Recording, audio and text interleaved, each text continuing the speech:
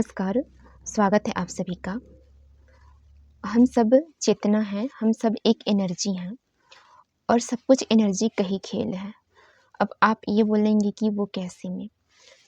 तो आप खुद इस चीज़ को अनुभव किए होंगे और ये सभी के साथ में होता है। हम किसी से प्रेम करते हैं, तो फर्स्ट में सिर्फ़ हमें उसको देखकर हमारी आँखें उसको देखकर पसंद करती है और फिर उसके बाद में हम जब एक बार वो हमारी आँखों में बस जाता है, तो सिर्फ़ उसी का ही ख़्याल रहता है, उसका ही ध्यान हमारे मस्तिष्क में रहता है, हमारे मन में रहता है। उसकी छवि हमें दिखाई देने लगती है, ऐसा लगता है कि वो मेरे पास में एनी टाइम है। तो जब हम अपना एक एनर्जी सामने वाले पे शिफ्ट करते हैं ना, जब हम उसको याद करते हैं और याद करने के वक़्त में जो उसका छवि, उसका चित्र हमें दिखाई देता है और उससे जो सुकून मिलता है, वो कहीं और नहीं। सेम वही फीलिंग अगर हम अपने बच्चे जिनसे हम बहुत प्रेम करते हैं, हम उनके बारे में सोचते हैं, तो हमें बहुत अच्छा फ़ील होता है। हमें अंदर से खुशी मिलना स्टार्ट होता है और सेम फीलिंग हम अपने माता-पिता से जब मिलते हैं, उनसे हम बातचीत करते हैं और जब कभी भी हम परेशान होते हैं, उनसे बातचीत करते हैं, उनके पास जाते हैं, तो हमें बहुत अच्छा फ़ील होता है। क्योंकि कुछ लोग हमारी ज़िंदगी में ऐसे आते हैं ना, जिनके आने के बाद में हमें ऐसा लगता है कि ये हमारे बहुत करीबी हैं। ये कहीं न कहीं, कभी न कभी ये मेरे अपने ही रहे होंगे, ऐसी वाली भावना आती है।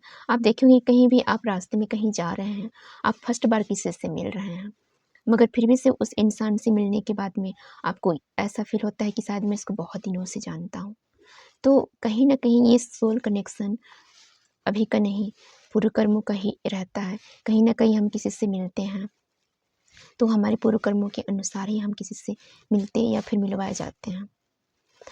दुनिया में हम कइयों से मिलते हैं, दुनिया में लाखों लोग हैं, लेकिन हर कोई हमें अच्छा लग जाए ऐसा भी तो नहीं होता है ना। फिर वो एक ही शख्स क्यों अच्छा लगता है? या फिर वो एक ही शख्स के लिए हम क्यों सोचते हैं और जिसके सोचने के बाद हमें बहुत अच्छा फ़ील होता है।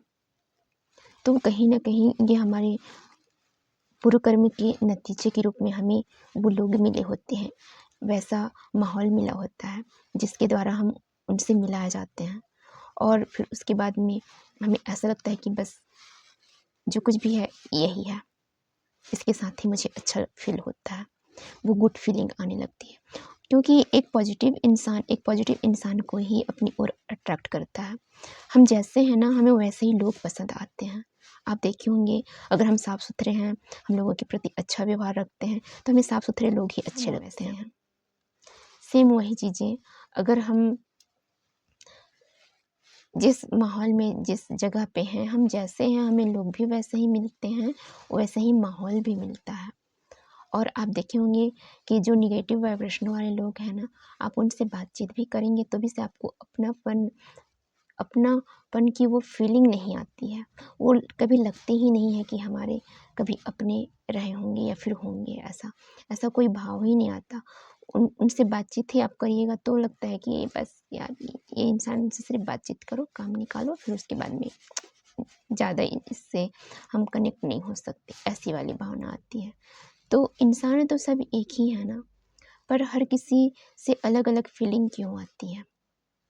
क्योंकि कहीं न कहीं हम एक सोल से जुड़े हैं, एक कनेक्शन है, एक ऊर्जा है जो कभी ख़त्म नहीं होती, जो हमेशा रहती है। वो आज भी है, जब हम ख़त्म हो जाएँगे तब भी रहेगी, क्योंकि ऊर्जा कभी नष्ट होती ही नहीं है, आत्मा कभी नष्ट होती ही नहीं है।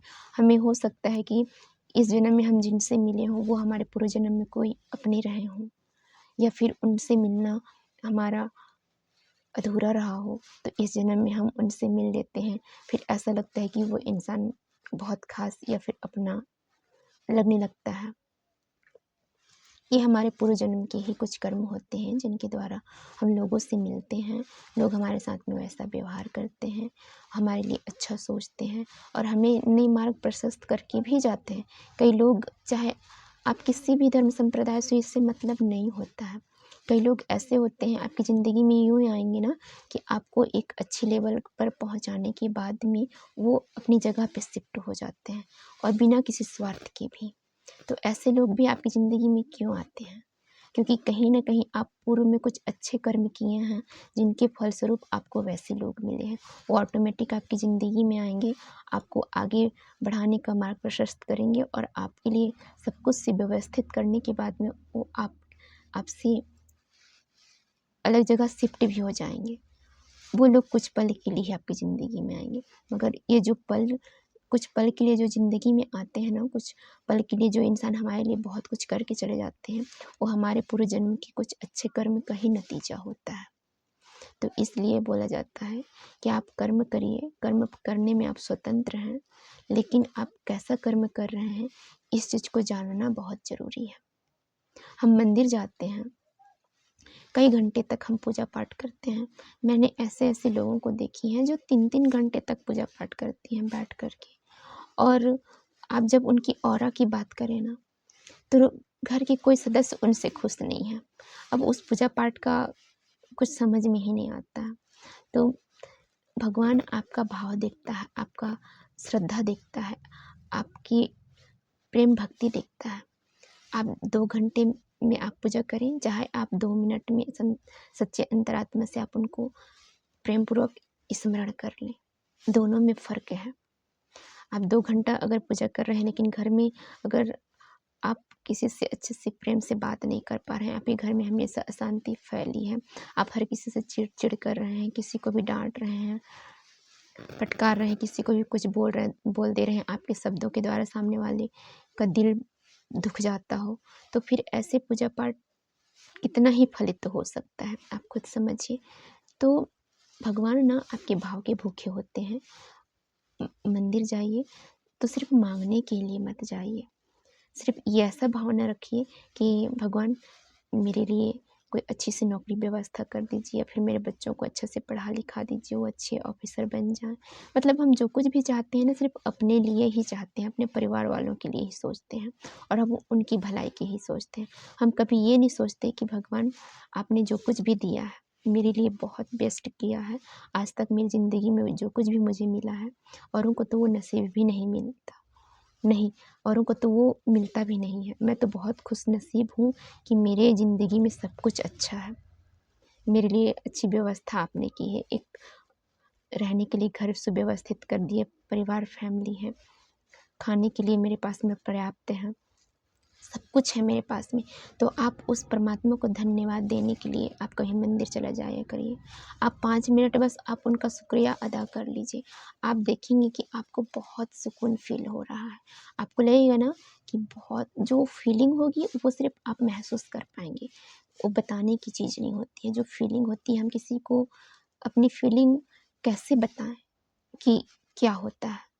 फीलिंग सिर्फ महसूस किया जा सकता है, उस फीलिंग को आप भी महसूस कर सकते हैं।